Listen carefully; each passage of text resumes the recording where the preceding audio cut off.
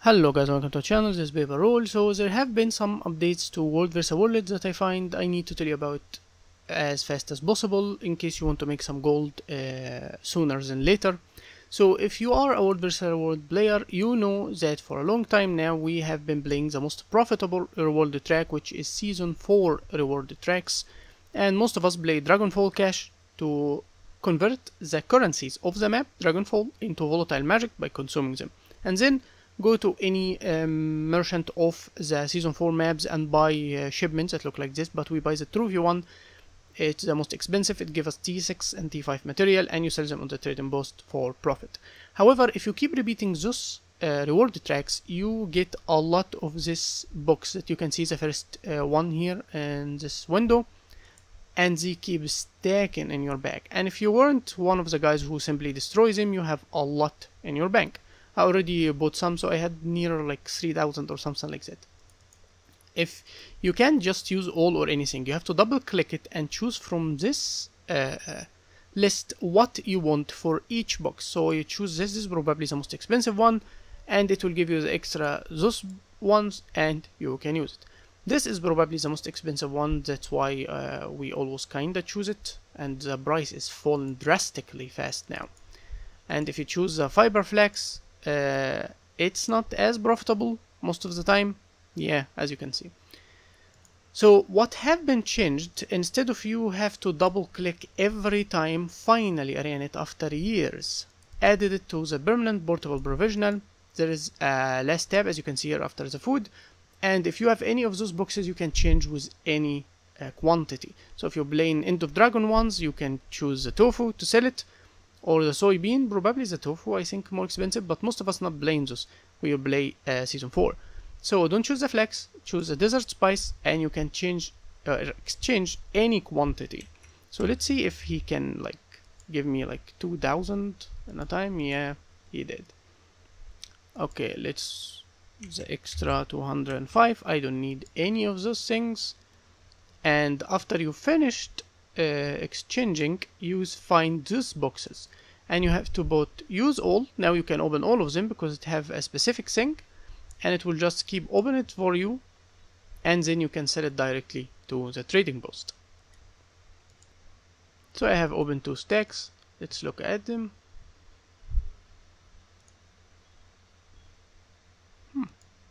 Some people buying like with insane quantities, but I would rather just sell them directly because a lot of people keep them in their inventory or in the bank, so the price will just keep dropping, and I don't really care that much.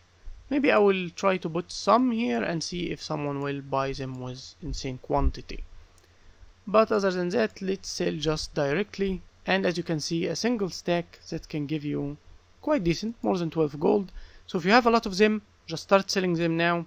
You don't probably need them. Unless you need them, then start using them to salvage the food in order you craft food, ascended food or something. So start actually using them. Whether you're gonna sell it, whether you're gonna use it, it's the time to do that. And not only that, you can also sell the lentils or whatever that thing for quite some decent price. Obviously it's way less, but you're gonna have a lot of it, so you can sell it again. If you want to use it for whatever something you craft, you can simply craft it. And if you wonder where to get the portable permanent portable provision, it's a merchant that you can buy and keep with you from the outfitter. As you can see here, for 1 gold you can keep it with any class, and if you buy a single one and put it into a shared inventory, then you can use it with 1 gold for any class and any character that you have on your account. There is also some other updates. For example, when you go to this merchant, you can buy mischarged ascended trinkets. Those I think used to give us the new stats, like the ones that came with End of Dragon, the ritualist, the dragon stats, stuff like that. Now they can give you any stats, so every stat in the game can be unlocked through those, and you can change the stat if you're playing something like Dragon and then you want to play Condition and something like that. You can reset the stats and choose it with the Mist Capacitor, as you were able to do that for the Mist Talisman, but now you can have every stat and reset on those. Now they say also that hero skins are now available. You can buy them for one time if you already unlocked the skin, so I don't know what's the point. You already unlocked the skin, this is a rare weapon, what's the point for it? I'm not sure. You also can buy the Mist Forged hero ones, exotic, and you can choose or customize the stat type. Once you bought it, you can choose whatever stat type you want.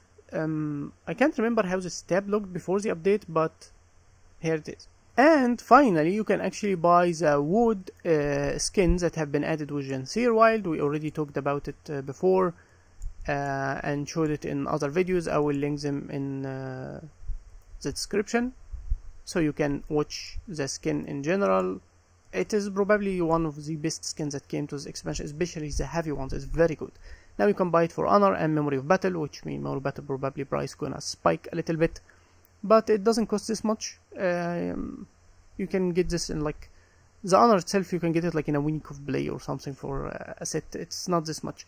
Every time you finish a skirmishing chest, you get this skirmishing chest from every line of reward, and those chests you can exchange them for the honor to get fast amount of it and start buying. Like I have 40 here, and you can choose for each one 20 badges of honor. And memory battle, you can buy them off the trading post, so you don't have to play this much.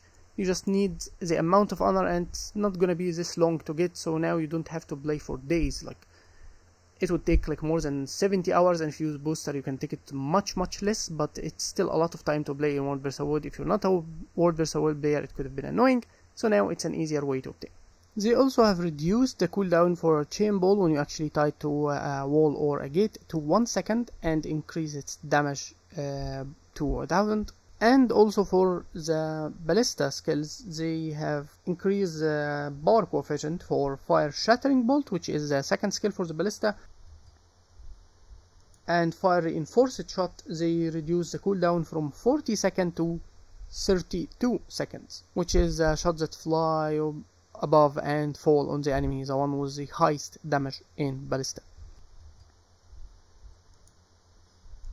So that's it for World vs. World updates. I mainly wanted to update you about the addition of the merchant, and now they added the wood armor into the skirmish supervisor.